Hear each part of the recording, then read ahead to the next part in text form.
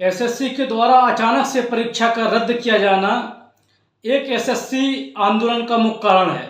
साथ ही साथ में सेंटर ऐसी जगह दिए गए हैं दूर दर्राज इलाकों में जहां कई हजार रुपए खर्च करके छात्र पहुंचे हैं, लेकिन उनके ठहरने की, उनके रुकने की कोई व्यवस्था नहीं है। दूसरा, जब शिक्षक आंदोलन करते हैं तो उनसे पूछा जाता है आप शिक्षक हैं, आप पढ़ाएं, आपको आंदोलन करने का अधिकार किसने दिया? तो मैं आवाज ये उठाता हूं, जब अनपढ़ गंवार लोगों को राजनीति में आने के बाद उन्हें एजुकेशन पॉलिसी बनाने का अधिकार दिया जाता है, तो क्या जो शिक्षित हैं, शिक्षा के मसीहा के रूप में जाने जाते हैं, जो बच्चों को भविष्य दिखाते हैं और संपूर्ण विश्व का कल्याण करते हैं, क्या शिक्षकों को प्रोटेस्ट करने का अधिकार नहीं है? बिल्कुल होना चाहिए। एक बात याद रखना, जब जब सत्ता के गलियारों में अनपढ़ का राज आएगा, शिक्षा, रोजगार, समाज, डेमोक्रेसी सब ध्वस्त हो जाएगा। और ये बात कल भी सत्य थी और आज भी सत्य है। दिल्ली की सड़कों पर 31 जुलाई को हुए इस प्रोटेस्ट में कई नामी ग्रामी हस्तियां, कई शिक्षक गिरफ्तार किए गए हैं। यहाँ तक कि कुछ को तो पुलिस को द्वारा इतना बेरहमी से पीटा गया है कि उनके हाथ में फ्रैक्चर तक दिखाया गया है। नीतू मैम से लेके रंजन सर तक को इतनी बेरहमी से, इतनी बेइज्जती से प्रशासन के द्वारा ट्रीट किया गया है कि जिसका कोई सीमा नहीं। आने वाले चुनाव में इन लोगों को जवाब देना है और सत्ता के गलियारों में जवाब देना ही पड़ेगा, क्योंकि जब तक जनता और शिक्षक समुदाय और हमारा छात्र समुदाय सशक्त नहीं रहेगा, तब तक ये लोग अपनी मनमानी करते रहेंगे।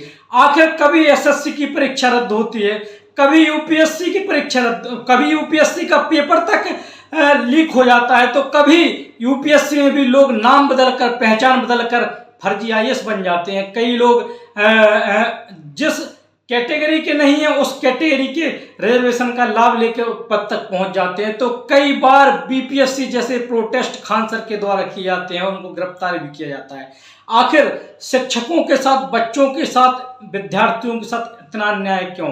कभी कभार तो नहीं, देश में एक पहला ऐसा समय हम देख रहे हैं अपनी आंखों से जहां लगातार शिक्षा को कुचला जा रहा है। आखिर क्यों? शिक्षा को कुचल के क्या आप डेमोक्रेसी खत्म करना चाहते हैं? क्या तानाशाही लाना चाहते हैं? अगर आप तानाशाही लाना चाहते हैं तो हरगिज भी ये भारत में बर्दाश्त नहीं होगा, क्योंकि बाबा साहब अम्बेडकर ने हमें प्रोटेस्ट करने का अधिकार दिया है, वो हम करेंगे। और साथ ही साथ में राइट टू स्पीच का अधिकार दिया है, तो हम बोलेंगे। हर उस जुल्म के खिलाफ आवाज उठाएंगे जो होती है और होती आई है और होती रहेगी। उसे कुचलने का अपनी आवाज से हम दमखम रखते हैं। अब बात रही आज के हालांकि जो भी प्रोटेस्ट हुआ है उसकी,